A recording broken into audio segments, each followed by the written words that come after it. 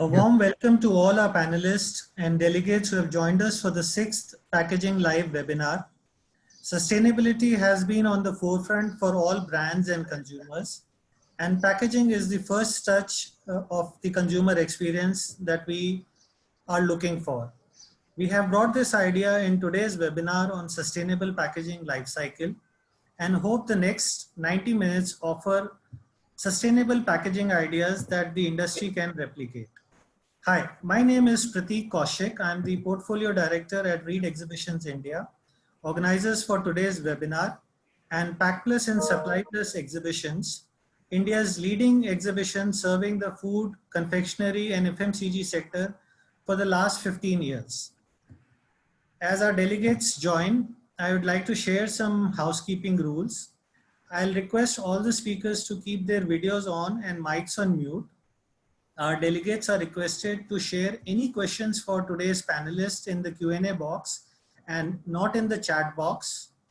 We'll also be having a few polls during the session and request both speakers and delegates to take them as they come.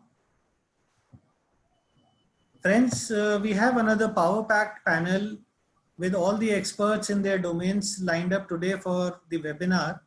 And before we introduce them, it's my pleasure to introduce our moderator for the day, Mr. Ramaiah Muthusubramaniam. He is the promoter and CEO of Packfora, an end-to-end packaging solution provider organization. The industry knows him as Muthu. Previously, he was the program director for sustainable flexible packaging for Unilever and has been associated with them for the last 26 years. He's held a series of assignments in packaging, R&D, supply chain technology, planning and procurement functions. Thank you, Muthu, for accepting for moderating today's session. Over to you. Hey, thank you, Prateek, and really glad to be part of this great opportunity to engage with the wider audience and talk about the most hot topic, I think for the last few years, which is sustainability in packaging. What I will do is I'm really privileged to have got this opportunity, to engage with such great esteemed leaders who have proven themselves in the packaging industry, and they bring depth of experience, and they have been personally and as a wider organization driving sustainability agenda. I think it will be a good learning for all of us to debate and discuss about the current journey that's happening in sustainability, and also how do we see the future. So let me, without much ado, get started. Let me introduce the high power panelists that we have today, and thanks to Reed and the sponsors have pulled out a great panel for this, and let me kind of introduce some of them. First, let me start with Gagan. Gagan sir is very well known in the packaging industry, and I had the personal privilege of learning a lot from him in my earlier days in Ranbaxy as well as in HUL when we was earlier working. Today, he heads the packaging development for the Himalaya Drug Company. He's based out of Bangalore. And before this, he used to be the feedstock director and also managing tea packaging portfolio globally for Unilever, based out of Singapore and Dubai. Welcome, Gagan. The next panelist is Jikul Purohit, a senior packaging sustainability manager looking after for Asia and ANZ for Unilever. Jikul has 16 years of experience, and I personally know him very well. And he has worked in various capacities in foods as well as in home and personal care. And he has also been awarded the World Star Award for his innovation in brew aroma lock. And really great to have him with us. And today he is driving the sustainability agenda for a company like Unilever, which is very well known and time and again has been recognized as the most advanced in driving sustainability by Dow Jones Index. Next is Mr. Satya Seelan, and he is very well known as Satya.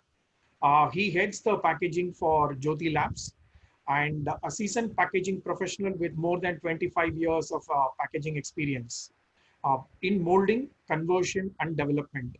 And welcome, Satya. Really looking forward to your engaging conversation today. The next gentleman is Prasad Date from HP India. Prasad is our customer success manager for India, based out of Mumbai. And he's got 18 years of experience in product innovation, brand change management, and new product commercialization. Has worked in India, or he's currently working in India, but has in the past worked in Southeast Asia, Australasia markets, including Indonesia. Naveen, he heads packaging for, he's part of the packaging team of Brigitte Benkeser.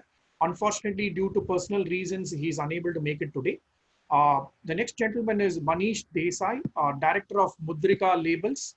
Manish brings in great experience in the manufacturing and innovating in the labeling industry.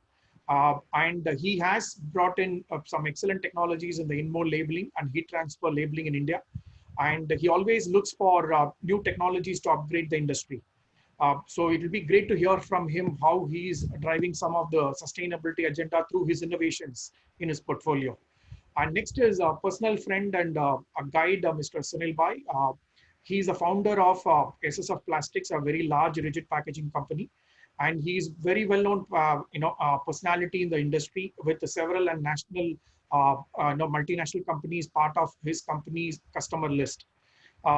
With that kind of a panel, having more than 200 years of experience, I think it's today's conversation, and with the participation coming from across the country or outside of India too, I think we are going to have a great conversation. What I will do is I will kind of give a context of sustainability as a journey, what's happening, and we can kind of then open up to questions and more of debate. I just want to use the word debate, not questions, because everybody has a perspective, and we are at a stage where we need to bring more convergence to our thought process. Therefore, we can move forward a lot more quickly than what we are doing today. Just a few setting the context on sustainability. Packaging is a 1 trillion economy. And you must be wondering why everybody talks about sustainability, why only packaging? Yeah. And there are many other challenges to be met across the world, including malnutrition and other things. Why packaging, and why packaging sustainability?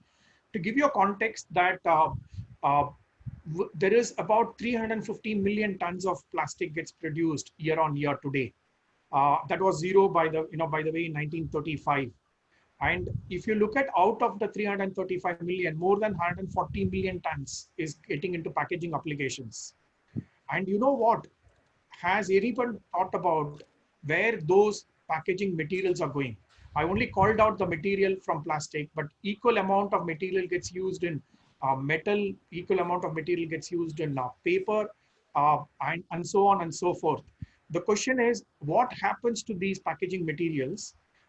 It kind of made a big revelation when when there is a video series called Blue Planet 2, made in UK. That basically brought alive that more than 8 billion tons of product lies in the ocean. And therefore there is a big ocean pollution. And also our rivers have dried up. They are more running through packaging waste. Given that kind of a context, there is a lot more awareness today on how do we not only look at the packaging design and provide the consumer experience, but equally look at the end of life disposal, what can be done more prudently. Yeah. So there is element of the whole linear economy wanting to move to circular economy, which is driving the underlying thought. How can we make packaging more responsible? There is another element of carbon footprint and making the right choices to ensure that we minimize the greenhouse gas emissions. And there is a third element of negative list of chemicals which may be harmful for the human beings or in general life existence, that needs to be taken out. So all of them are coming together and driving the overall sustainability agenda. So given that context, today what we are going to discuss is at 3 levels. We are going to generally discuss how the journey has been in India and across the world. We will hear from both brand owners' perspective as well as from some of the leading manufacturers and converters. We will also, the second aspect of that is going to be why packaging sustainability is a big topic, and we will kind of zoom into rigid plastic sustainability. The simple reason is rigid plastics is easily collectible. It's more of a low-hanging fruit for us to stepping up the agenda on driving circularity. So we will kind of look at what has already been done, what could be done more, and together between government as well as with brand owners. And therefore, it has to be a public and private partnership. We will hear that.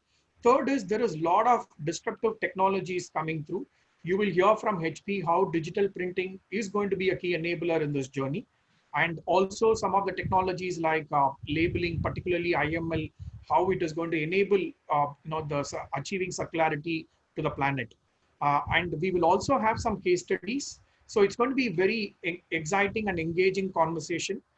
So let's get started with the first topic. So let me start with Jikul.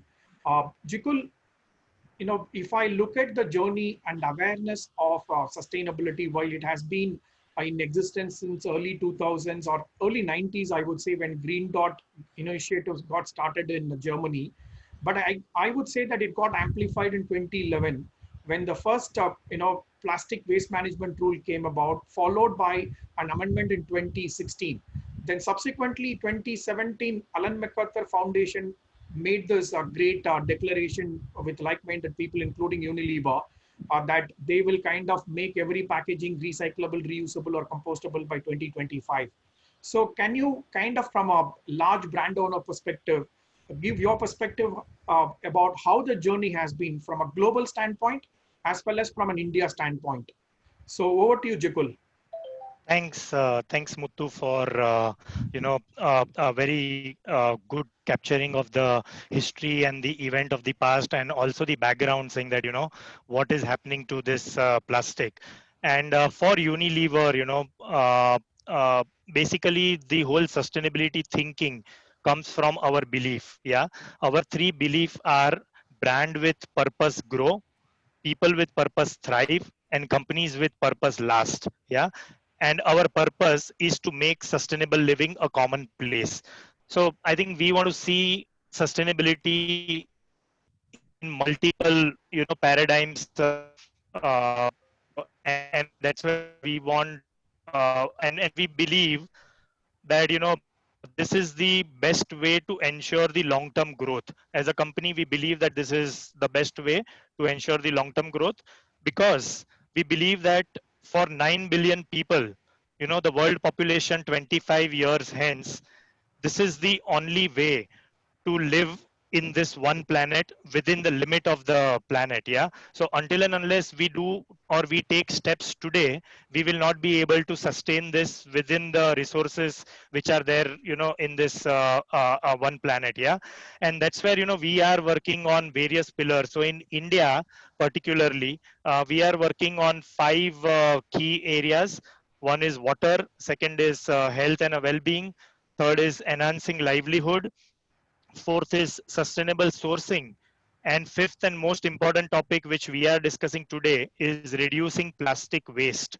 Yeah, and that's where reducing waste is a critical issue globally, as you also mentioned that we are committed to take our responsibility for the plastic which we use and play our part in creating the waste free world. Yeah, the vision is basically to create the waste free world. And how do we work towards steps in different programs to drive this vision of having a waste free world in next decade or so. Yeah, again, like you mentioned earlier, saying that where is this plastic going? Yeah, so we believe that plastic has its place, but that place is not on our street, it's not in our river, it's not in our ocean. Yeah, plastic is a valuable material when it is used responsibly. It is often the most safe and efficient way to get product to the people and need them who need them, but not at the expense of an environment. Yeah, and that's where this brings us to the our approach, and Unilever approach is aligned to principle of circular economy. And you mentioned Ellen MacArthur Foundation, so we are one of the founding member of Ellen MacArthur Foundation. And very three simple steps which defines what is circular economy. So design out the waste and pollution. So yeah, whatever you feel can be designed out, please take it out. Second is keep the product and material in use, or what we call as keep that resource back in the economy. And third one is regenerate the natural system. So imagine you are, and you mentioned about the rigid. So if you are able to use the PCR back into the rigid, your dependence on crude oil or dependence on that reduces significantly. And that's how you are regenerating that resource, or you are actually keeping that resource for future generation to use it, because we are not depleting those resources. So I think our thinking is aligned to this thought of a circular economy, and that brings us to our three key commitment. And Unilever has taken a very ambitious goal that by 2025 we will halve our virgin plastic footprint. This will actually come through absolute reduction of significant amount of a plastic. So around 100,000 tons of a plastic we will actually reduce, and we will reduce it not only by kind of reducing the weight of the packaging, but also by trying a new business models, wherein a reusable model, the refillable model, yeah, direct to consumer model, and also product innovation, like concentration of a product which can lead to reduction in a packaging and in a plastic. Yeah, remaining part of this 50% will actually come from a PCR. And as mentioned, this PCR uh, is again a very emerging technology. So there are two type of PCR, mechanical and chemical PCR, and we are playing across the gamut into a complete space. Yeah. The second big commitment which Unilever is having is that we will ensure that 100% of our plastic is reusable, recyclable, or compostable by 2025. Yeah. And third, again, important thing is, and because we think holistic, that not only materials, or not only the material which we are using plays an important part, but also we are responsible to ensure that our branded packs are not there in the environment. It's not in a river, not in an ocean. So that's where our third commitment, or third big commitment, is we will collect and process more than what we are selling into the market. Yeah. And this is something which we will do through direct investment and partnership in waste collection and processing, purchasing and using the recycled plastic back into our packaging, and participating in voluntary and mandatory extended producer responsibility schemes, which Unilever directly pay for collection of its packaging. Yeah. So thereby, I think we have a very big and holistic program. We are progressing very well across the gamut. And just to give you an example, a few years back, our cartons for soap, for Dove as well as for Lux, it used to have a very thin plastic coating inside. Yeah. But we worked in partnership with one of the leading paper manufacturer, and we came out with a paper with antifungal coating, which can go without any plastic coating. So thereby since last year, all our cartons used for soap packaging are plastic free and 100% recyclable. Yeah. We use a lot of PCR in our packaging. So Vim liquid, the dishwashing liquid Vim, yeah, is already with 50% rPET, or recycled polyester, in the bottle. So any of you who are partner in this journey, or whoever are our consumer, I mean, you can also be equally proud that you are doing good to the environment by using the responsible products. Yeah. The Surf Excel Liquid. And, Sunil Bhai is here, who is, a partner in the journey to, make it more sustainable. All our laundry liquid bottles are using 25% RHDPE or recycled HDPE, which we developed in partnership with Banyan Nation, who is, one of our key partner there. And soap wrappers, so Lifebuoy, which is one of our most known or most well-known soap, and in today's COVID scenario, which is the most relevant a tool, for all of us to be safe.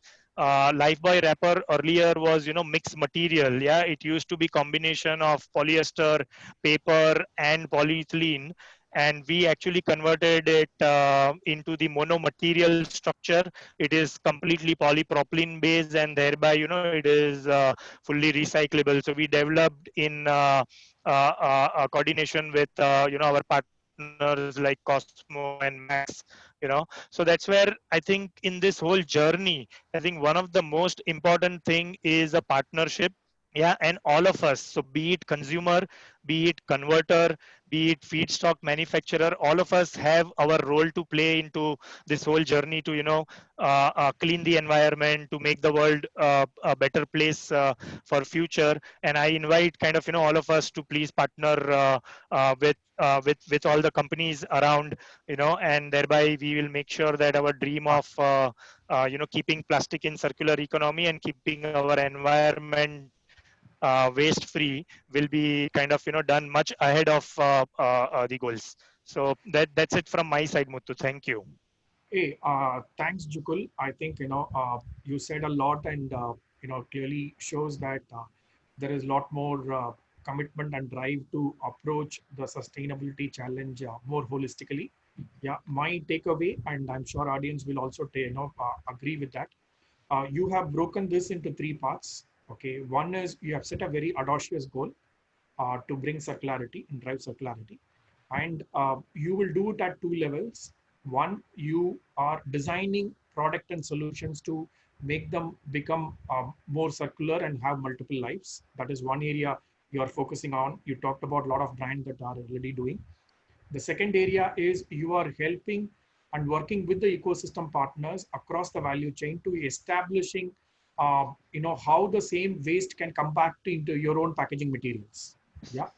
And third is you are also looking at where there is an unwanted usage of packaging or plastic. You are trying to bring it down, and therefore you are able to meet these goals. Yeah. So great. I know, and thanks, Jikul. Let me now request Shantanu to first bring a poll question to the audience.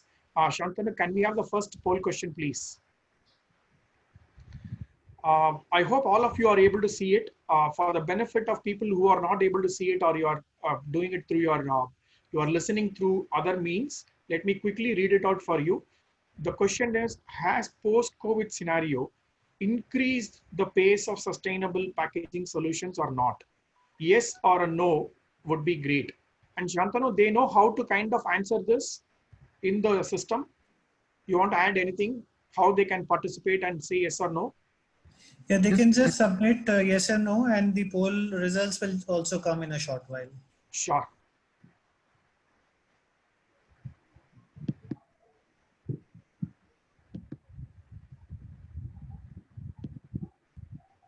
We have the poll results, Puthu.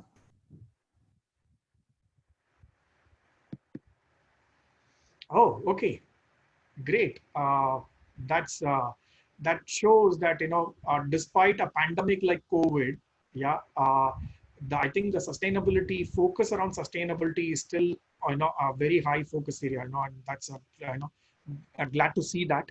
Let's shift gears. We heard from a corporate, what's happening and what has been the journey and how you go about setting a goal and translate that into a program.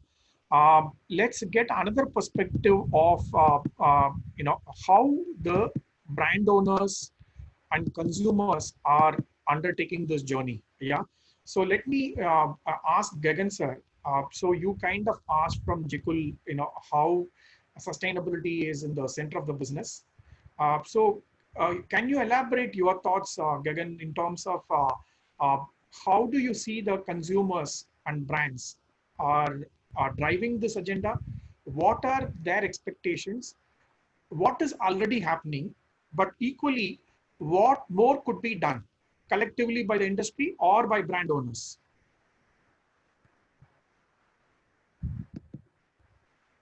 I think you are on mute, Gagan sir.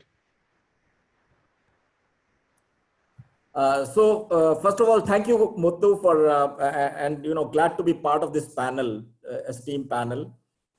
It's really a pleasure to interact with such a wide audience today and share my thoughts on this important topic. I think Jikul covered a lot in terms of what brands are trying to do to make a fundamental difference in the way we treat this whole area and how we can be far more responsible in trying to drive a more holistic agenda around sustainability.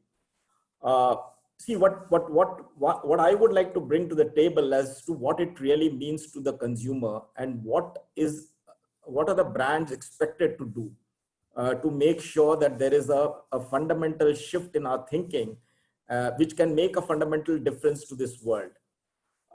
So whatever we do as brands, consumer is at the center of the whole thing.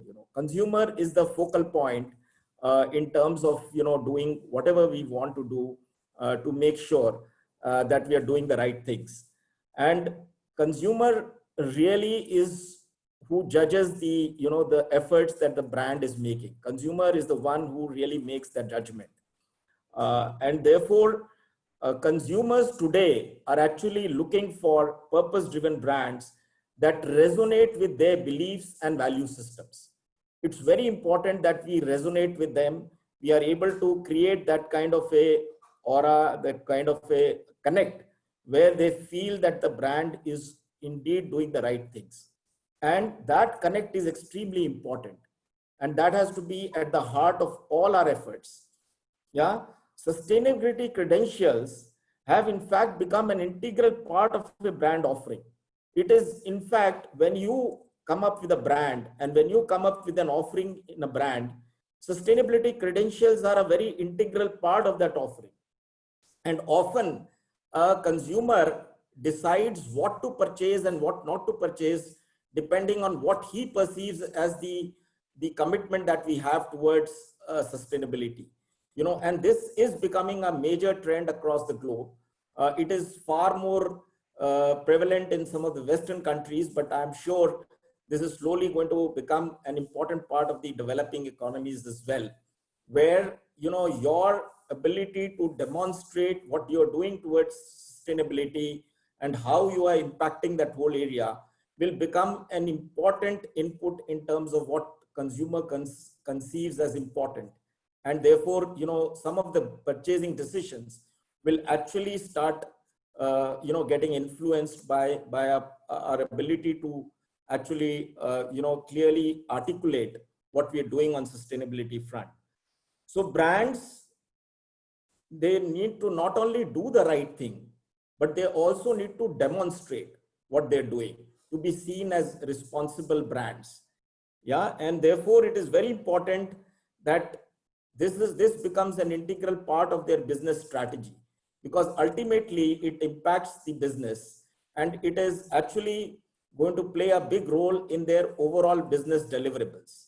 So this is just not about doing something for the sake of doing, but it becomes an integral part of their business strategy. It becomes an integral part of their overall goals in terms of achieving what they're trying to achieve.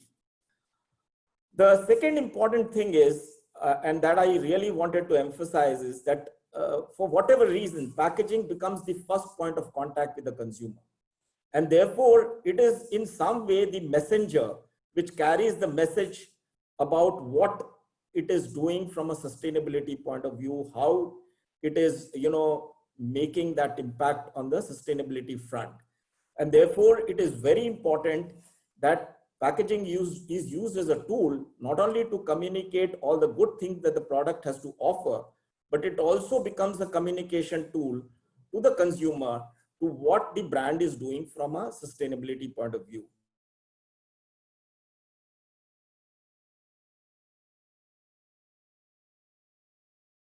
I think we have a small technical glitch. And therefore it becomes an Yeah. Yeah. Gagan sir, we could not hear the last sentence. There was a drop in Wi-Fi. So can you just repeat the last sentence? Yeah. So what I'm trying to say is that packaging, for some reason, is the first point of contact with the consumer, and therefore it becomes a messenger for all that the brand stands for. Not only in terms of the product offering, but also the credentials that the brand brings from a sustainability perspective. So it is really the most important input in terms of, showing to the consumer what the brand is doing. What is also very important is that over the years, we've seen that it has become, unfortunately, the most visible part of the environmental deterioration that is happening around us, whether it's in the oceans or in the streets or in the, in the surroundings that we are living.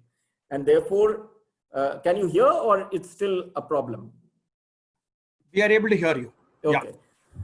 So basically, it has also become the most visible part of the environmental deterioration that you see around us. And therefore, it is very important that we need to be able to magnify the efforts that are being taken by the brands to ensure that we are minimizing this deterioration and helping in preserving the environment in the best possible way that we can. And therefore, it's very important that we use this tool to ensure that there is a very clear communication on what exactly we're trying to do to make sure that this deterioration is minimized. So brands, they need to really, so what does it mean for the brand therefore? They need to really make sure that they look at the end-to-end, value chain. The value chain for a brand does not just end with the, manufacturing of a product. You need to understand what happens to the product after it is disposed. And therefore, this end-to-end thinking has to become a very integral part of the whole design and development process for any brand. It's very important that any brand, when it is developing a product, is looking at it fully holistically across the entire value chain. And that is indeed a very important part of the overall journey that the brand needs to undertake. The second part, which is very important, is that, EPR so far, extended producer responsibility so far, has been viewed from a very narrow lens in terms of, what you're putting into the environment, you want to take it back. You have to brands have to take it back. Now, that's a very narrow approach because, you are just trying to, measure it in terms of a mathematical equation where you're saying that we are putting this kind of a plastic into the environment and therefore somebody is going to pick it up for us. And therefore we will be able to fulfill our responsibility. The brands need to go way beyond this because you can't be just viewing it as a basic responsibility. You need to ensure that you are able to educate the consumers, you're able to educate the other value chain partners in this whole process, which is, the sorting agencies, the aggregators, and the recycling companies, so that you are able to effectively manage that entire process. So we need to go way beyond just fulfilling the basic requirement of, collecting back and, ensuring the disposal of the plastic, but we need to be far more participative in the whole process so that we are able to evolve a system which is far more effective, and it is a win-win for all the stakeholders that are involved in this whole value chain. Yeah. And therefore it is very important that brands not only, run some educational programs, but they also do strong media communication, use all the channels that are available to them, because, brands have that kind of an access to various kind of channels which can be exploited to ensure that the message goes to the right people. We are able to proactively participate in educating the consumers. We are able to also proactively participate in actually ensuring that all the value chain partners get the best deal from this whole effort. Because at the end of the day, a lot of livelihoods also depend on that. So we have to ensure that we are creating a system that ensures a proper livelihood or a proper, return to all those involved in this whole chain. They also need to promote the best practices that can result in a win-win situation, as I said, for all the participants in the value chain. And one of the important things that, which Jikul mentioned, and I want to just re-emphasize that, is that, you see, we need to look at fundamentally changing the paradigm in which we are offering products to the consumer. Yeah, we need to see how we can minimize this whole paradigm of wastage, how we can contribute to fundamentally changing the offerings to make sure that the wastage is minimized.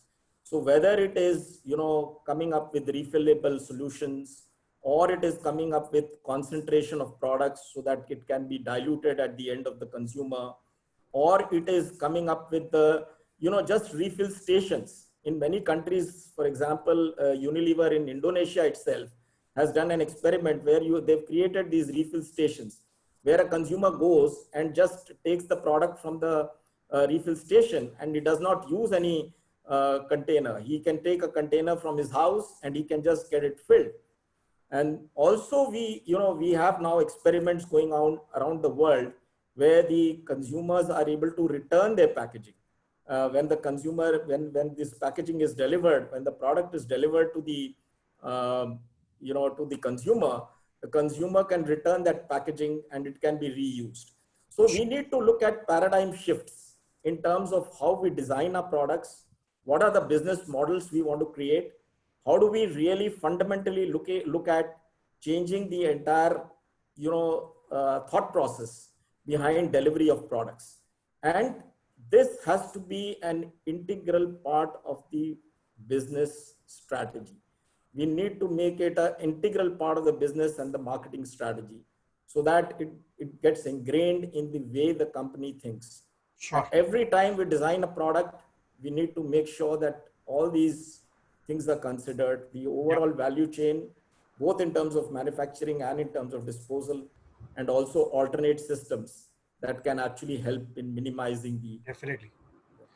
So that's broadly what I had to say from a consumer and a brand point of view. No, I think very well articulated, Gagan sir. I think you really covered the full gamut of what is already happening and what could be done. I just want to, for the benefit of audience, call out some of the important bullet points. I think what today's expectation from consumer is purpose-driven brands. You covered it very well. And how sustainability in the center of the purchase decision of consumer. Therefore, the brands that connect with their emotions and what is doing good for the planet, how that is becoming an important decision-making factor of which product to be bought when they walk into the aisles of the supermarket. That's very well articulated.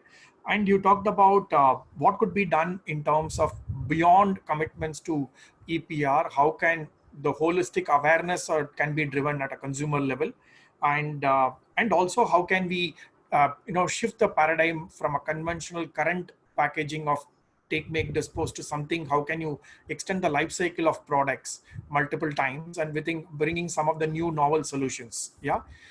So very well covered. Thank you. Let me shift gears. We heard from two brand owners, and let's now hear from Converter, and who else can kind of cover this well up, other than Sunil Bhai, because he is kind of in a unique position. On the one hand, he kind of sees what the consumer and brand owners are asking from him. Yeah. On the other hand, he sees his partners who are developing technologies to meet the demand that's arising because of the sustainability awareness. So, Sunil Bhai, what do you see that has changed, in your business process to bring sustainability in the last, I would say half a decade? So can you share your thoughts? First of all, thank you very much for bringing me here. And it is a great pleasure to be a part of this panel. As a partner, as a converter, we have seen a very clear change in the acceptance of the technology to bring back circular economy. Earlier, nobody was talking about sustainability. Now everybody is talking about sustainability. The consumer also, the effect has come up to the consumer level. Even the consumer start thinking on what is the plastic waste. Pre-COVID and post-COVID, there is a very big change. Pre-COVID, the plastic was considered as a very villainary role. Everybody start hating that plastic is a bad. But post-COVID, everybody understood it is not a material which is bad. Plastic is not bad, because as a plastic converter, I have love for plastic. The plastic is not bad. Only thing is our collection system, everything is not up to the mark, which is the reason the collection has to improve. But plastic with COVID, we have seen the lot of life has been saved with the plastic. Sure. And with packaging, when we talk about packaging, there will be a great challenge on packaging from multi-layers to, we have to go to a single materials and see that the value chain should not go anywhere. As a SSF, we are very committed to, we are all partners with the coming technologies needed, multi-layer machines for conversion, and bringing the technology which is needed to run the PCR. Sure. We are updated ourselves to that level. As FDA is not still approved the PCR for the food products, and it's a long journey. It's not a short journey which we'll get easily, because for that back end is also need to be improved. Sure. So that's the reason multi-layer is a very important role. The product should not touch the polymer, the product, and which we have bought in already, the technology. Most important is how we can carry the look, because when we talk about using PCR, we have to compromise a bit, because the input is very different. It is not virgin to PCR, the input is very different, and we are converting into, making it too close to the virgin. India is very positive part, whereas there was a hardly landfill on the plastic was going in the landfill. Is the country who is leading in that. So only thing is it was not managed well. Sure. It was always downgraded. So now with PCR, we are also putting our own PCR plant to upstream the collection. Yeah. So that it can be at par with the virgin. We can use without thinking twice, that we can use in as a virgin material, with mixing with the virgin, with the best of nothing to lose in the property of the product. And visibility of to the consumer also is there. Sure. I've seen few countries where the brand owner has used as a tool of the marketing of using the recycle. Yeah. So it is a good tool. The consumer wants now. The consumer is also concerned about the sustainability. Sure. Not we as a converter or a brand as their responsibility. The consumer is also becoming educated, and he also loves his earth, Mother Earth. Because the plastic, if it goes in earth, it spoils that. Yeah. So there's a lot of changes are happening there. The technologies are coming in. There is the cost to maintain. Nothing comes free. When we improve our lifestyle, we have to pay for that. True. PCR, earlier PCR plastic was not collected rightly. The collection as the value chain is coming up. The consumer is accepting it. The brand owners have started putting a pressure on how fast we can move to using the recycle. Yeah. So everything is changing in a very positive manner. Sure. I'm looking very great future for particularly for this sustainability and circular economy, and it will happen very fast. Particularly post COVID, as now the responsibility comes on us more. The hygiene has become a front seat now. Absolutely. We can't spoil our sewerage system by filling that. Everything is becoming more important as a hygiene. Cleanliness is very important, particularly when we talk about India, where our great Prime Minister started Swachh Bharat. Sure. It was taken up earlier very lightly. Start with the very great ho-ho, and later on it was slowing down. I feel with the post, now we move out, we start feeling people are thinking that it should be a clean. Sure. And when we talk about clean, our need to have a collection system better. Perfect. Thank you very much. Anything from me? It's okay. No, very well covered, Sunil Bhai. I think you covered both ends of the spectrum very clearly, that how brand owners are accelerating the circular economy. And, you kind of again re-emphasize that, it is business as usual, despite COVID situation. In fact, you are only observing that this will get only accelerated faster. And equally, on the other hand, the technology for better collection and a better PCR as good as, virgin plastic is where technologies are getting upgraded and developed, which is what even SSF is driving, to kind of, support and bring the appropriate infrastructure to the industry. No, great. Thank you so much, Sunil Bhai. Can we have the second poll question, please? So as a consumer, what should brands focus on in future? Recyclability or compostability? So it's a very interesting question. Let's see what the answer comes from the audience.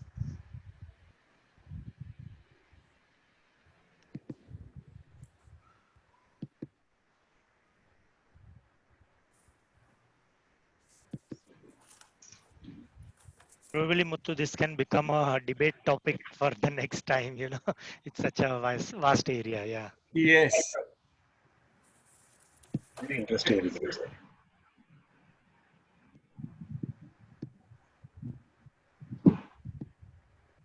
Okay. So that shows that, there is a lot more awareness and education already happening, and people are making a right choice. The verdict globally is not yet out, and it may be that some segments may end up using a part of compostability, but majority of the segment would use recyclability. But clearly shows the audience wants to see more and more recyclability. Thank you for that. So let's shift kind of gears now. We heard from brand owner, we heard from converter. Let's now ask from a technology provider. Okay, so Prashad is from HP. First of all, HP is actually transforming the way the printing and packaging industry would work in future. Yeah, therefore, the question to you, Prasad, is what do you see as a technology enabler for faster sustainability journey? Okay, what is HP up to nowadays? So if you can elaborate, please. So thanks, Muthu. First of all, thanks for giving this opportunity, and thanks to other panelists for, especially Gagandeep and Jikul, to kind of set a brand's vision, in terms of how the brands are looking at sustainability as a long-term journey and the immediate challenges that it poses. So while I work with HP, but I come from a brand background. I worked with Diageo for quite a long time as a supply director. I had started a small startup business in IIT Bombay. So I'm going to give a little bit of 360-degree view as a small scale entrepreneur, somebody who has worked in corporate and now a print provider. So let's say first, charity begins at home. As HP, we define our sustainability goal in a very, very simple words. We say that for everything we do, we put our planet first. Okay. HP has been rewarded as the #1 responsible company in the Newsweek report for 2020. And on CDP A list, it's only one of the top 5 company to reflect for the work on climate, forest, and water conservation. So I think most of the panelists here, as well as the audience, know what HP do in terms of digital packaging. The vision that the brand expressed, we are the enablers for these brands to meet this vision to achieve the sustainability through 3 key deliverables. People know HP for doing the short run. So basically, print what you need when you need it. So print it at speed. And personalize the packaging. So with digital, you can personalize your packaging. So how does that link with sustainability? So to describe that, I actually want to give an example. So Shantanu, if you can bring a slide so that I can. Yeah. So in UK, one of our converter is making tiffin bags for school kids. Okay, he has developed a website where the kids can go scribble their design and make their own tiffin bags. Now, tiffin bag it's a daily item, right? Most of us, when we go to office, we carry a bag, and maybe it's not an important part of our life. When you personalize any packaging, it becomes it's your identity. Your identity is reflecting in that. When this kid, he designed that bag. He is saying that I have made it myself, and no one else has ever done it. He's owning that packaging. He's owning that bag. he's not going to throw it. He's going to keep it for quite long time. As Jikul mentioned, one of the important pillar of sustainability is extending the life of the plastic. How do you put it into reuse? How do you upcycle the packaging? How do you find a secondary usage? When you personalize it, you have a personal connection with it, and you are going to keep it with yourself. You're not going to just throw it. And it also kind of gives you a message that it is made from a recyclable plastic. So if you are going to dispose it, you will do it in the right way. So I think this is something which is very, very powerful thing to do for brands. I think as Gagan sir said, the brands have many avenues. Packaging is one of the avenue that is available, where they can personalize, and while they are doing a lot of marketing, they can put sustainability as one of the marketing agenda through personalization and pass on this message. It is important to get the consumer at the center of circular economy so that they will participate into this drive. So Muthu, that's all from my side on this session.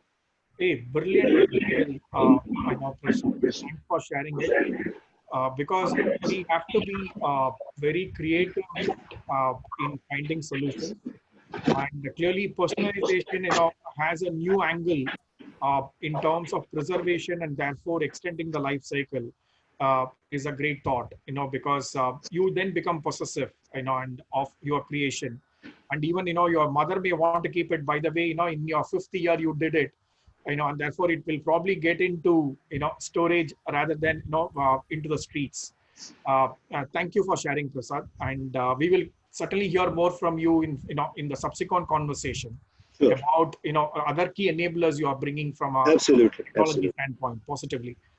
So we have covered the general topic of sustainability overall. We are now going to deep dive into rigid plastics. So now I'm going to actually invite Satya.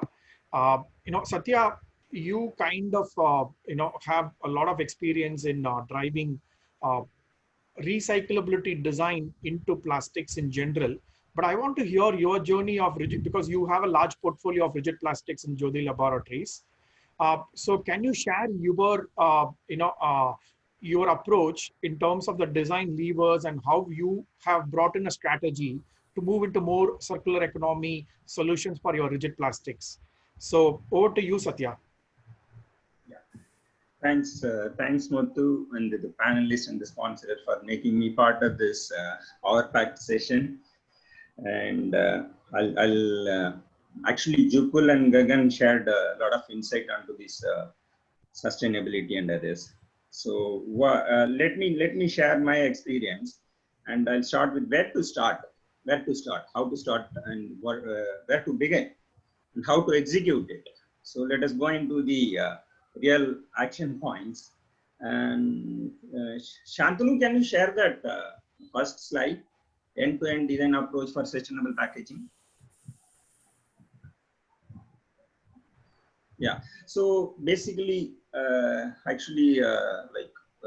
he said, not like the whole thing starts with a very simple recipe. What do I mean? What do I mean by simple recipe is like start with monomaterial, no heterogeneous material, monomaterial, or you use all the for bottle, cap, everything. Use only one material, and that's the simplest recipe. I mean, all big solutions comes with a simple start, right? So simple recipe. So what here we say is like in the selection of material, use HDP bottle and HDP cap without bad, I mean, because with bad comes with the EP, aluminum foil and all those things. So let us not use that. Let us use the cap without that. PP bottle with PP flip top cap. So we not even dismantle it to recycle it. And ensure there is no filler. Now, filler comes with a good rigidity and all those things, but it hinder our way in the journey of recyclability. So let us choose the material without any filler, so that recycling becomes easy. And now decoration or labeling, there are a lot of new advanced technologies which has come in.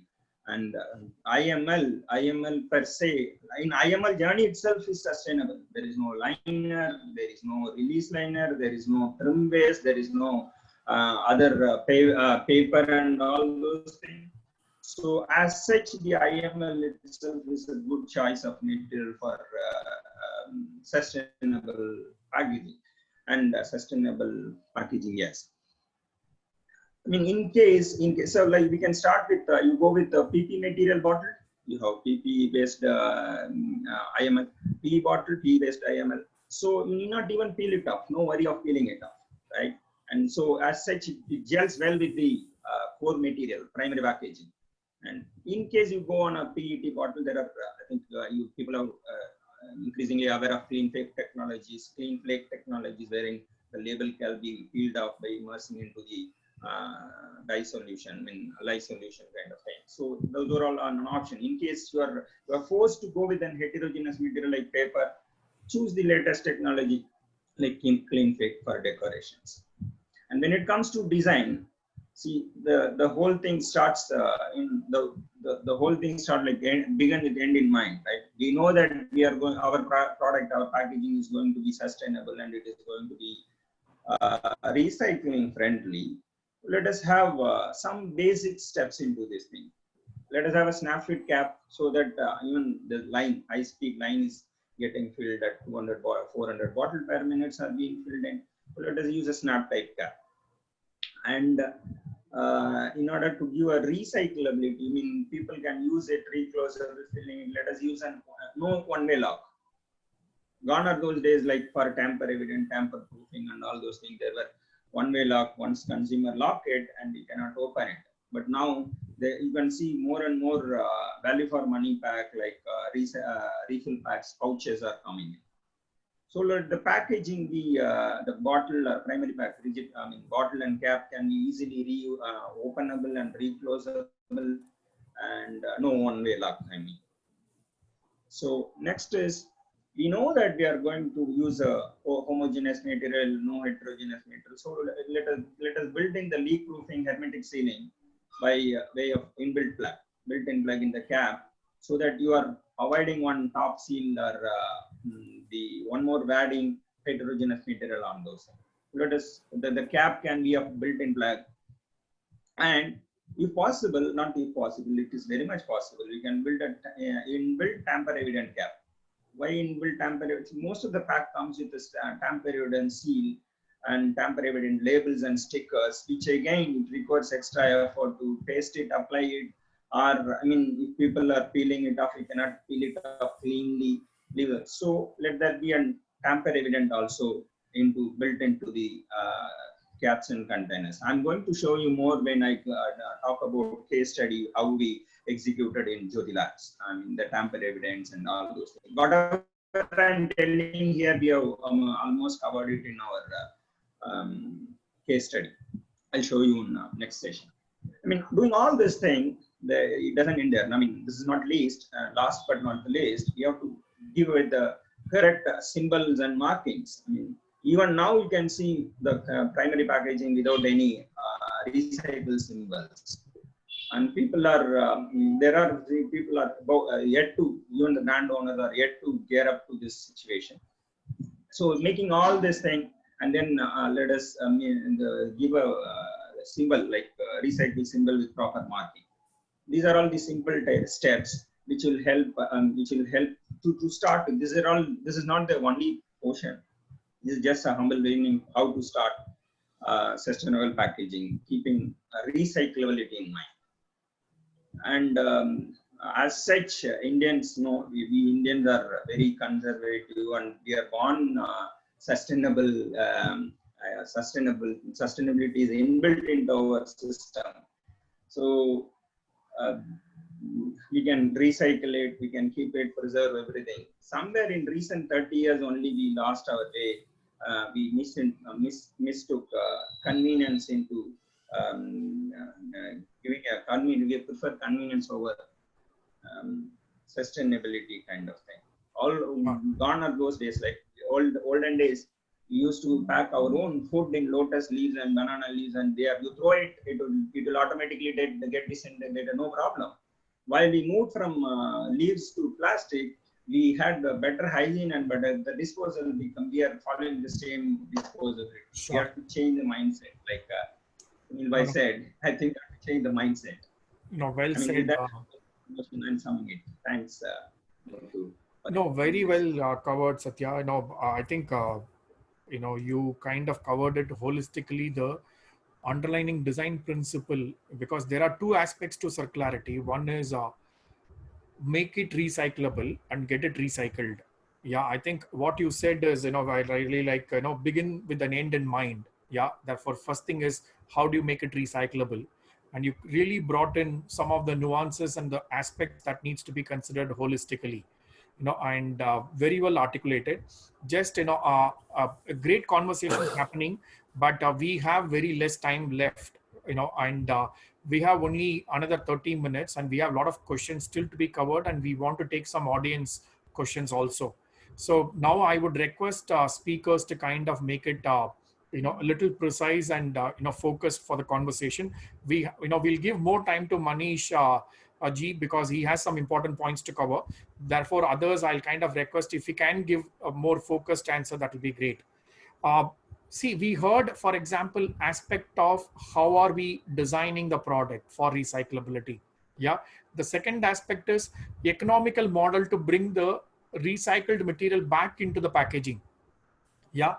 Given that Naveen is not there, we have requested Jikul to cover this from their large or corporation perspective, how you are driving this. Jikul, over to you. The PCR opportunities and challenges.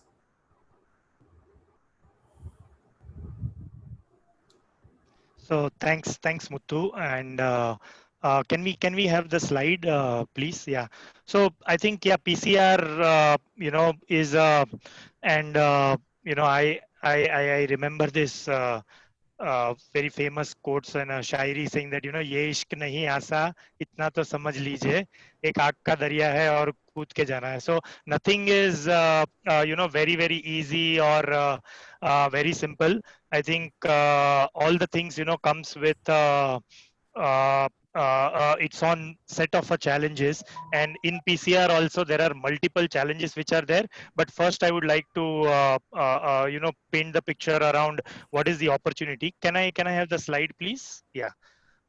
And I'm sharing two examples. One is and I'm sure many of you might have seen this. One is a Dove bottle. So in a developed country, wherever it is possible, we have already launched this in a market wherein 100% PCR bottle, yeah. So including the master batch carrier resin, which is made with the post-consumer recycled content, yeah. So is like a very very ambitious thing. So the opportunity is actually to go all the way up to 100% kind of a level, yeah, which is one part of technology. This is a mechanically a recycled PCR. And the second part is that one of the biggest challenge which most of us in the food industry face is that are there a food certified or are there a PCR which exactly behaves as good as the virgin polymer, yeah. So new emerging technology which is chemical recycling. And for Magnum ice cream tub, we have already launched last year in Europe. We have done a partnership with one of the leading polymer manufacturer, Sabic, and that's where this is a chemically recycled PCR. Just to put it into the perspective, the plastic is brought back into a monomeric stage, and that is repolymerized again to form the polymer, and thereby all the impurities, all the other challenges which are there in the plastic can be dealt with, yeah. So that's where these are the two example which is actually opening up this whole field of PCR. But particularly in India, yes, there are many challenges. So we do not have I think first as a consumer, the habit of segregation is not there, yeah. And that's where at source, if the waste is segregated and if the plastic waste goes through the right channel, it will reach, and the end result will be much more better or contamination free.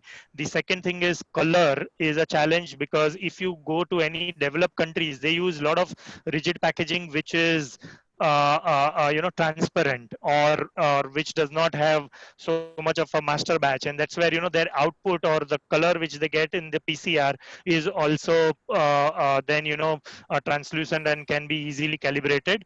The third one naturally is the process and the safety and ensuring the thing. So yes, there are a lot of developments, there are processes which are there, and hardware and infrastructure for both washing as well as for processing, which need to comply with certain standard and need to ensure that in the end product there are no residue which are harmful to consumer. So I think all these challenges are there, but in spite of that, I think opportunity is to actually go for having a complete closed loop and use 100% PCR back into even a difficult or a challenging application like HPC product or a food product. So I think it's a commitment, and all of us, you as a partner in the industry or a brand owner, all of us really need to come together to make it happen. Yeah. So Muthu, that's my crisp perspective on PCR. Hey, I know very well covered, Jikul, because your slide is very powerful.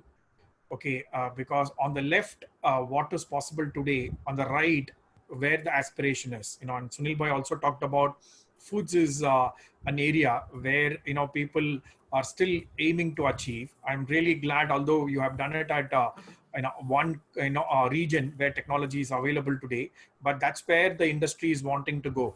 So you have demonstrated what is future possible today, and thanks for sharing some of the journey, like very your shairi I can't repeat, unfortunately, but very nicely captures that so long as you have the ambition, I think you'll have to face the challenges on your chin and move forward.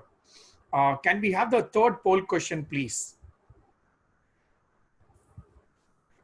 What do you think more of a gradual transformation towards sustainable packaging? Is it cost impacting it, or lack of awareness at a brand, at a consumer level? That's a question. What is impacting more gradual transformation? Although if you look at from a inside organization standpoint, you may see a lot more is happening. But at a global level, if you see, I just read a statistics that only 15% of the global plastic is getting recycled. So that's the context. Okay, lack of awareness. Yeah, audience are the king. We respect that. Great. Really some wonderful insights are coming from this poll. And Pratik, thanks for setting it up. I think that gives us a lot of insight about the overall awareness on the subject. It's all bang on. A lot of people hide behind cost, but in reality, it is lack of awareness. So let's now shift gears. You heard a lot about rigid plastics journey so far. Now we are going to look at enablers and blockers. And enablers is going to be covered, quickly by Gagan sir on the framework and foundations, and the technology is going to be covered by Prasad from HP. So Gagan sir, over to you, and can we make it crisp, please? Yeah, I get the message, Muthu. Thanks a lot. So I'll be very, very precise. I think, I'll just point out 3 or 4 things that need to happen for us to really move to the next level in terms of, making this circular economy a reality. I think a lot of work, Jikul shared about this whole journey on PCR and how brands are promoting the use of PCR material in both HPC side and the food side. Of course, these are both international examples, but now we have, fortunately, examples in India also, particularly by major brands like Unilever and Reckitt, where they have started using PCR and the ecosystem has started evolving.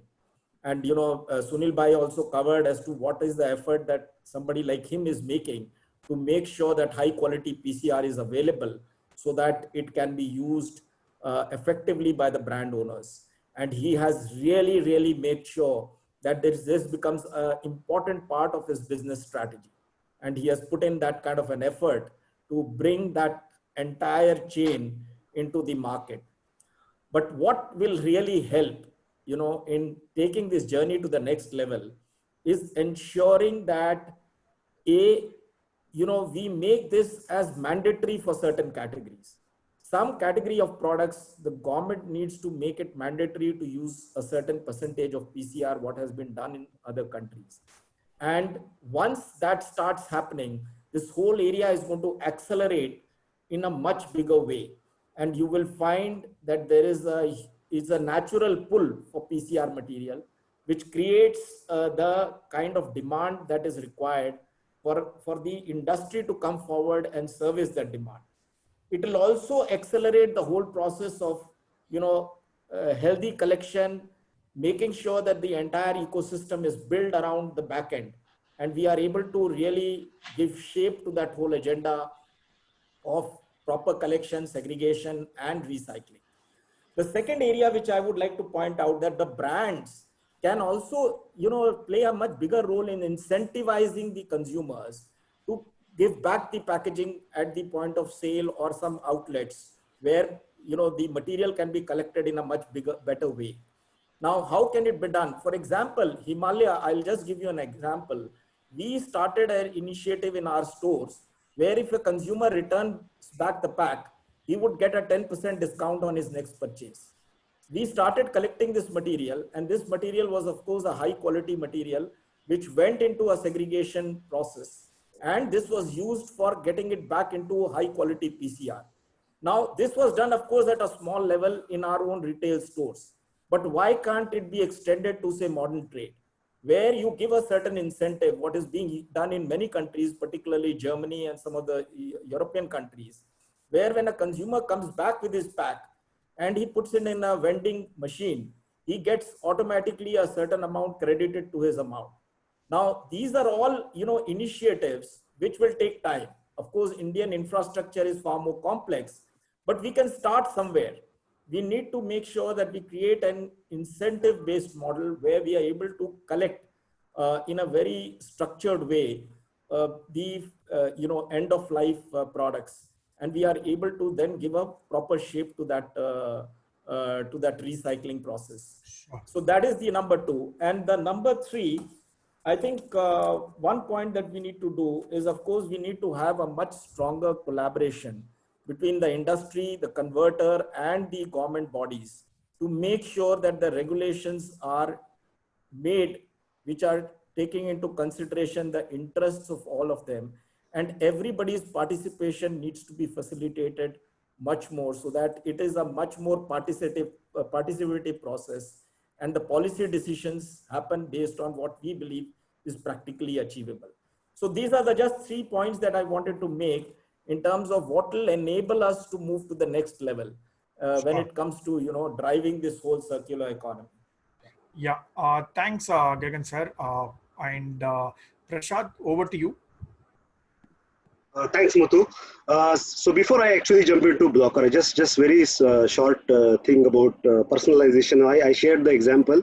I was actually showing that back to my daughter, and she said, it's fine about sustainability, but I want to make my own bag. So I told I'm going to talk to a lot of packaging guys, and I'm sure they will make a personalized bag for you. So on that note, I'll come to, one of the thing that the perception that brands and converters carry about digital, that it is expensive. And I think it's, in a way, it is seen as a blocker, as a technology. So Shantanu, if you can bring the slide, I want to kind of look at this, this whole thing in a very, very different way. Now, there was a survey done which actually showed that 30% of brands indicate, that 25% of their packaging never reach the consumer. And basically, the reason can be anything. It can be the shelf life, short shelf life, or change in the regulations, or there's a competitive pressure. The point being, we are creating this issue, through the existing processes, with the scale manufacturing, the way the businesses have been operating for last century. Yes, we can talk about disposal, recovery, recycling or upcycling. But I think one of the important points missing in this debate is the prevention of the whole thing. So with the way, digital packaging, to the industry, the solution that it gives is basically with the speed to delivery. There is no lead time for making the plates. There is no make ready time. There is no cylinder making, and you could really, virtually get deliveries within 1 or 2 weeks. The businesses can actually manage the whole process in, in a just-in-time kind of approach. So with very less inventories, with some sort of business innovations, with a prevention option, this whole waste management can be seen with a very, very different approach. When you do shorter runs, actually, it is proven that the shorter runs are far more environmentally sustainable over conventional processes such as, let's say, flexo or gravure processes. So we've done a study on a coffee pouch based in Mexico. And we found that at an economic run length, it was actually, far more environmentally sustainable on parameters like global warming potential or water utilization, energy utilization, or the photochemical carbon, plates utilization. So on those parameters, I think it's very, very effective. So I think if you can go to the second slide, Shantanu, the one which were there, this is how it looks exactly, the conventional analog, so there has been analog era which has given the prosperity, and it has really supported the industry and helped consumers enjoy the products. The demand is going to be there, but the time has changed. I think we have to look at meeting the new consumer needs through a very, very different lens, which is through the digital technology. So that's how we kind of look at it, that digital technology can be the enabler for the same demanding consumers, but through a very, very different green production approach. Perfect. Hey, thanks, Prasad. That's helpful. See, while we have heard on one end, from Gagan sir, various enablers and including technology, how it is going to not only help you, also at a prevention stage, one has to look at the digital interventions. There are blockers, let's face it. I think to amplify those blockers, let's hear from Manish Ji. What are the blockers and what are his thoughts? Can you hear me? Yes. First of all, thank you, Pact Plus, for organizing this such a beautiful webinar. And thank you, Muthu, for moderating this webinar.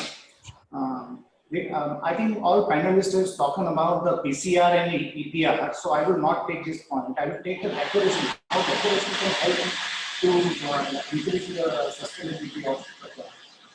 So currently the problem of industry is how to collect the waste from the environment, and secondly is how to segregate the waste and recycle it. So in this, what I would like to say is that there are many processing, decorative process for rigid process. All processes are recyclable by one way or another. But here we wanted to understand which is the best and the easiest way, economical way of recycling the decorative process. So in this case, let's compare.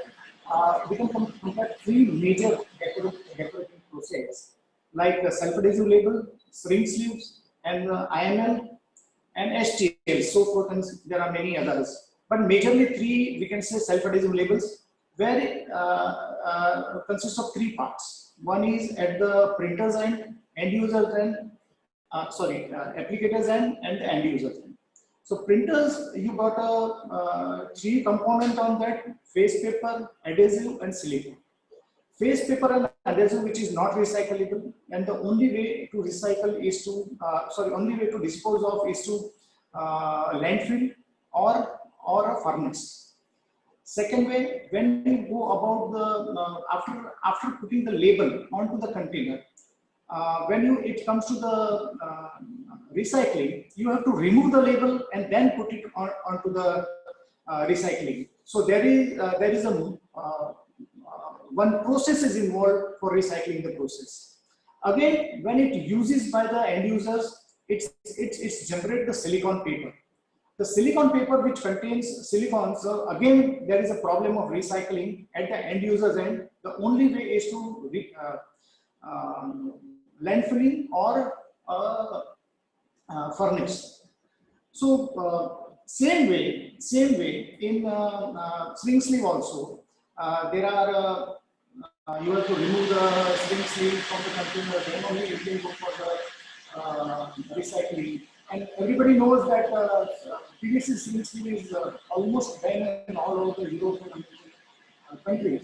So in the future, in India also that scenario will come. So in this particular concept, Nutrica would like to introduce involvements where you can find fair amount of sustainability in this decoration process. How? First of all, in the printer's end, there is a prints and matrix which can be easily recycled at our end, and which creates some positive value from the material. Second thing, when it comes to the decoration, the complete decoration can be recycled along with the labels. That can be used for not a primary product, but a secondary product like a big containers and oil containers and all. That is a secondary product that can be used. So, and coming to that, all Mr. Jikul and Gagandeep and everybody has told that single-use plastic is important for the recycling. So IML is a process that you can have a single-use plastic, PP to PP, SDP to SDP. So you can have this PCR, easiest way of PCR and EPR system what you can have. Now I would like to tell in other two process, again the disadvantage, it is not a disadvantage or something, everybody is using all process, but the process is you require a separate process. So after molding, you have to go through a second pass for the labeling or the swing or some and all other second pass, which again requires the energy, labor, space, and so many things. And in this case, in IML, what important is the production. The decoration comes along with the along with the production, along with the container. So there are hardly required any space, extra energy, or extra labor force to produce this in-mold container. I wanted to give you a simple example. I have one container in my hand, which is a six-side decoration, six-side decoration. It requires only 1.5 second extra, 1.5 second extra to produce this fully decorated container, along with the accuracy. In IML, you can have a perfect accuracy and you can have a beautiful the graphics and everything. This is a smaller container. I can show you one bigger container. This requires only 3 seconds extra to decorate, and this fully decorated decoration is from IML. So you can see the benefit of IML is endless. So this is my I have to say regarding the decoration process. There are many other advantages for the IML that we can explore in the near future.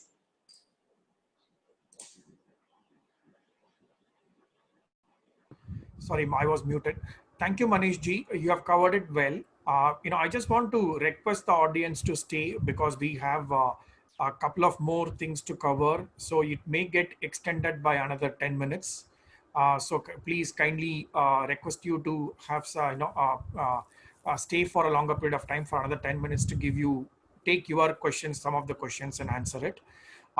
So what we will do is, given that Manish ji covered about blockers holistically in terms of collection and other things, and how technology consideration is very important.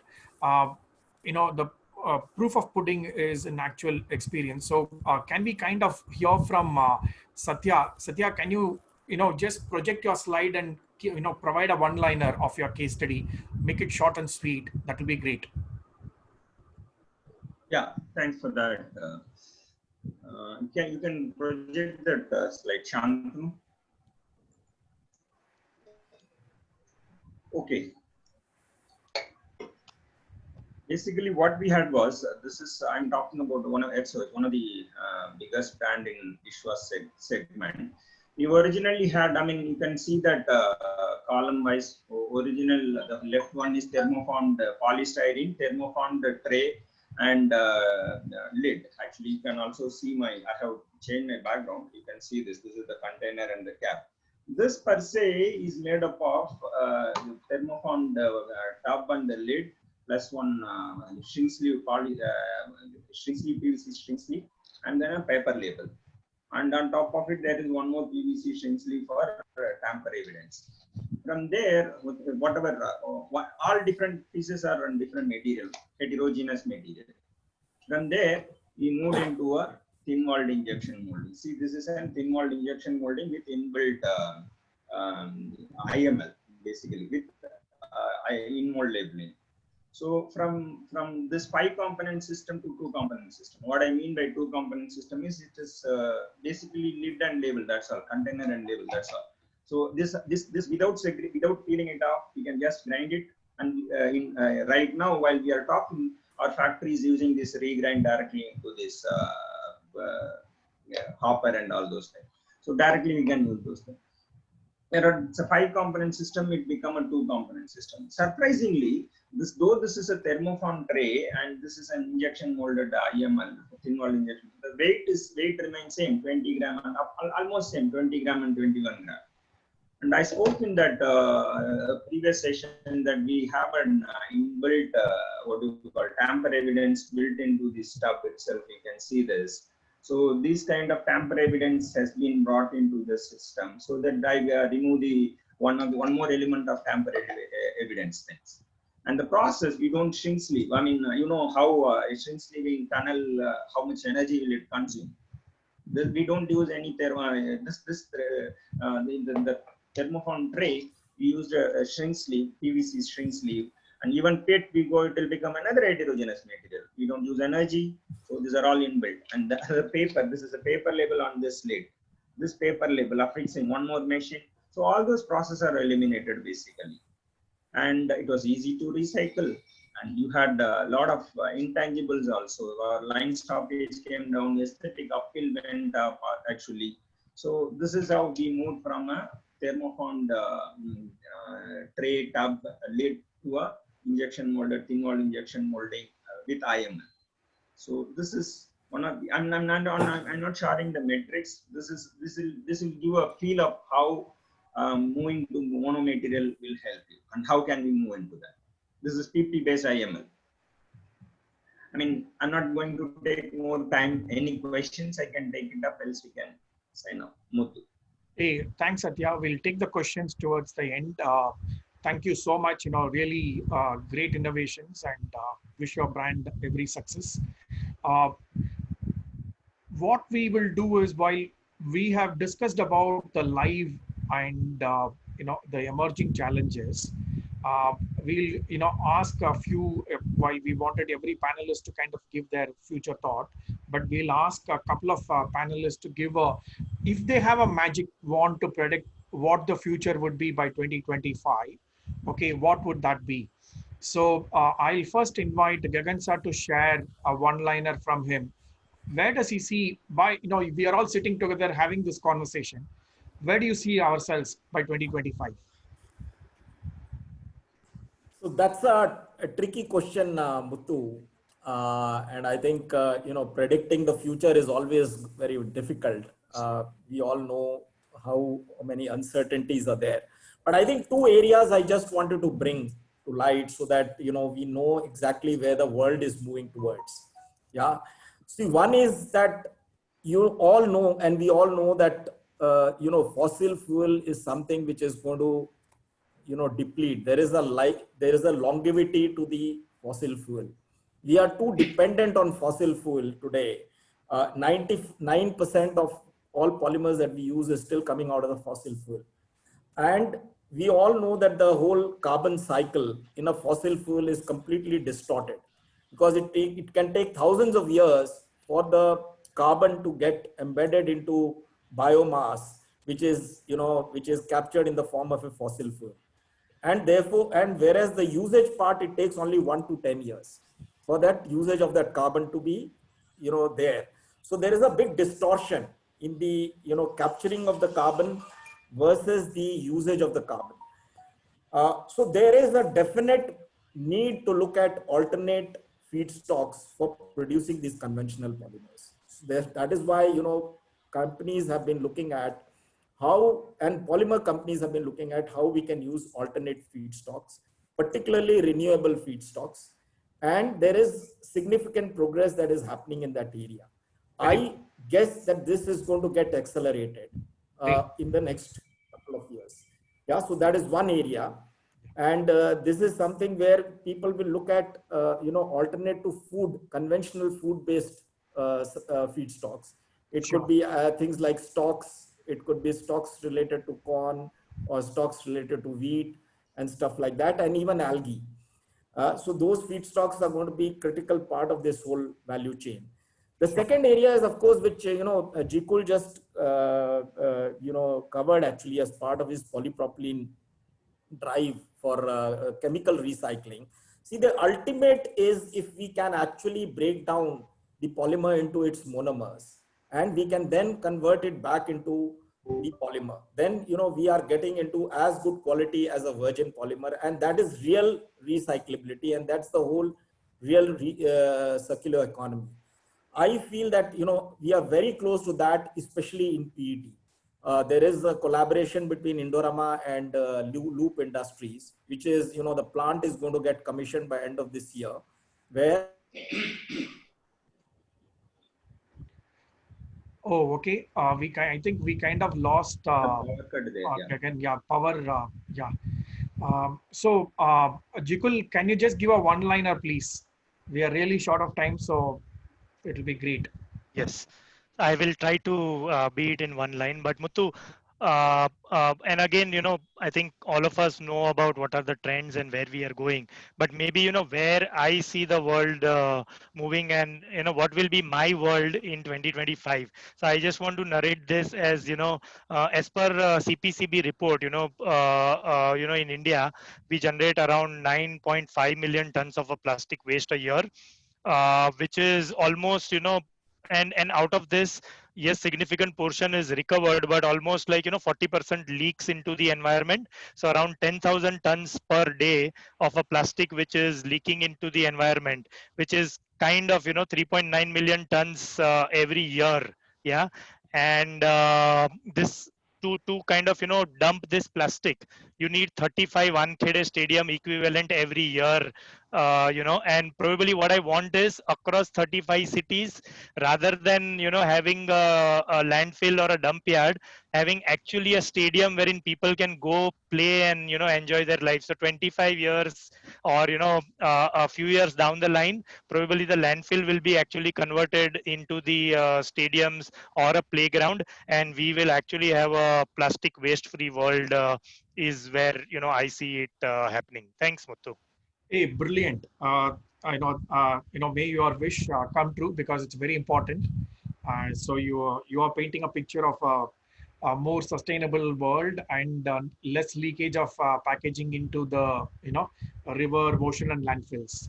A noble thought. A lot more to be done. Therefore, see, with that, I think we have come to the debate and discussions. I hope you have enjoyed. Because of time, we'll kind of take a couple of questions, and our team has selected. Although the topic has been more on rigid plastics, the questions are more on non-rigid plastics or semi-rigid plastics. So I'll kind of leave the one is on there are questions about plastic barrier laminated tubes to instead of aluminum barrier laminated tubes. What is a plan of action for seamless extruded tubes? Okay. And so any comments, any one of the brand owners would like to take, how do you see the journey between, aluminum barrier tubes to, plastic barrier laminated tubes? Satya or Jikul, you want to take one of you? I think the most experienced and the person who has contributed the most in this area was Gagan sir. Again, but unfortunately, yeah, we lost Gagan sir. But maybe I can take a bit, and then if Satya, Oh, he's back. Then I think Oh, yeah, he's back. Okay, why don't we ask Gagan yes, to yes. answer this? Okay. So I think I practically finished it. So these two areas I wanted to highlight. One, Okay, sir, sorry. We kind of shifted from that topic. We covered it well, but there okay. is a question from the audience. Yes. Sorry to have interjected, but the question is, what is the journey, happening between, aluminum barrier laminated tubes to, plastic laminated tubes? Can you share your thoughts? Yeah, so this is something which is, at the forefront of in the development process. And many companies like SL, Utamaki, Albia have been working very, very aggressively in this area. And the idea was to develop a laminate structure which, is based on polyethylenes. And it is basically something which is classified by APR, which is the American Plastic Recycling Organization, to be classified as fully recyclable. So they have validated this material. Colgate has already introduced it in North America and many of the European countries. And it is in the process of getting rolled out extensively globally. This has been validated and certified by APR as something which can go into the regular polyethylene stream. And it is basically a combination of high density and low density polyethylene material and LLDP, of course, along with the requisite barrier, which can be, which can go into the regular polyethylene stream. And a lot of companies are also in the process of introducing it in India. And you'll see that it very shortly it will be there in the market. See, thank you, Gagan sir. The other question is, a very great question, and it's $1 million question, but I'm sure our panelists can tackle that. What is the correct method of developing sustainable packaging? Because on one hand, you have paper, which is probably more, if you look at the carbon life cycle and its ability to, compost is much faster. On the other hand, if you look at carbon footprint of plastic is more efficient. Yeah. So how do you select the right packaging, sustainable packaging solution for a given application? Otherwise, it's very confusing. So I see two panelists raising questions. One is Jikul, other one is Prashad. Why don't we hear from both of you? Prasad, over to you. If you can keep it 30 seconds, then we'll hear from Jikul also. Sure. For my mantra, look, in this case is scale to smart. I think we have to look at smart ways of packaging. I think we should not. I think we heard a lot about recycling technologies, but I think it's about also minimizing. How do we minimize the waste into the system? I think that is the mantra for 2025 for me. In how do we utilize the technologies that I talked about, and there are other options that are available. So how do we do business in a smart way and not only think about scale? Sure. Hey, thanks, Prashad. Yeah. So Muthu, if I can quickly come in, and I have my own 5-point mantra here, which is actually capturing holistically the essence of today's discussion. And I think most of the speaker, be it Sunil Bhai, be it Gagan sir, be it Satya, be it Prasad, we all touched upon some or the other point.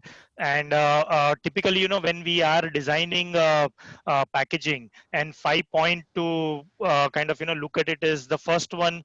And it comes from mainly this whole framework of less, better, and no, and then partnership, and also the a consumer's role.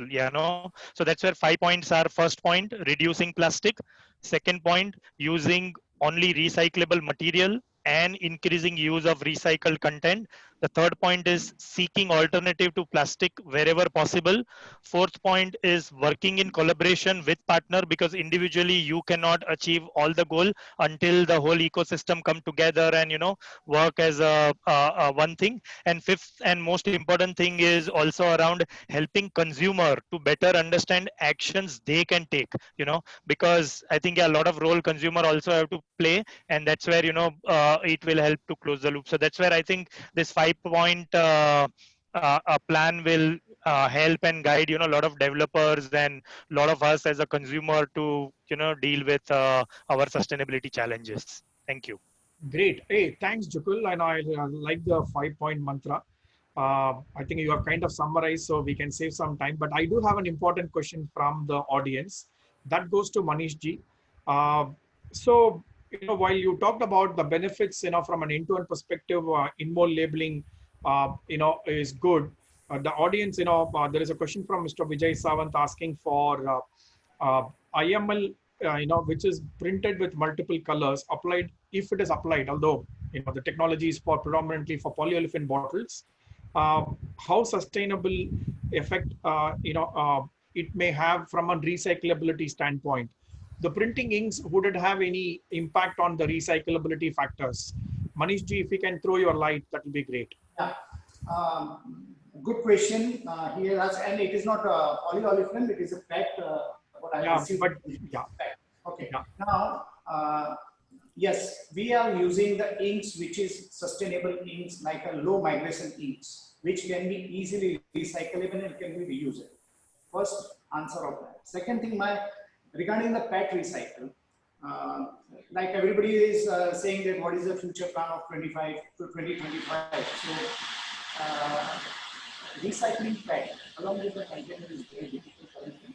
So we are developing material along with the manufacturers to recycle material, for the PET IML. So we are on the process. So we are hoping to develop this in the near future. So our target and data target is to come out with the InMode labels recyclable on PET material. So that is our mantra for 2025. And yes, I think I have covered. You have to speak a little louder, Manish ji. Okay. So again, I am telling you, the mantra for 2025 is we have to develop the material for PET recycling.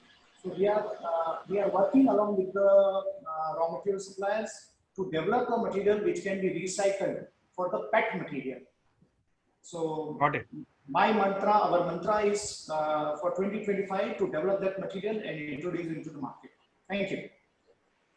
Thank you, Manish ji. So we have, I'll kind of give it back to Pratik for vote of thanks. Pratik, over to you. Thank you, Muthu, for moderating this session wonderfully and in fact sharing the entire context and summarizing the discussion beautifully. It's been a well-attended session and an engaging debate. In fact, the fact that we have overrun our time shows the depth that we have talked about this topic today. And in fact, we thank the audience for taking out time. And especially what I'll request the audience at this stage is that I'm sharing in the chat link a short survey that we request you to take up so that it helps us improve each time we come back to you with the kind of webinars and the content that we develop on. But I'd like to thank the expert panelists that we have had today. And also a big thank to all the delegates who have attended, especially taking time out of the important schedules that they have today.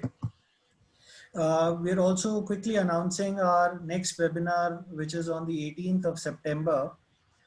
This webinar will cover brand protection and covering the anti-counterfeit packaging and technologies. So request you to join us and register for the next webinar as well. The webinar feedback link has already been shared in the chat box, so request you to take that. And a big thank you to all who've joined us today once again. And till the time we next meet, stay safe, stay connected, and see you again. Thank you all. Thank you all. Thank you. Thank you very much. Thank you all. Bye. Thank you. Thank you. Thank you, Pratik. Thank you. Thank you, everybody.